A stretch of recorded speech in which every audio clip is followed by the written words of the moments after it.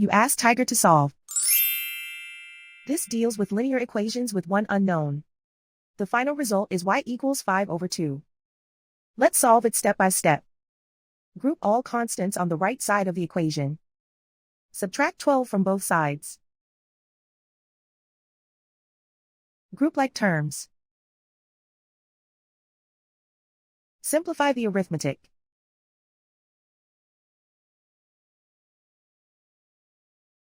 Isolate the y. Divide both sides by -4.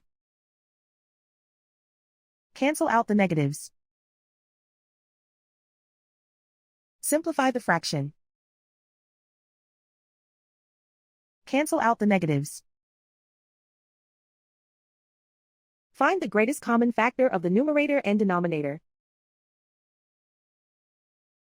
Factor out and cancel the greatest common factor. And so the final result is y equals 5/2.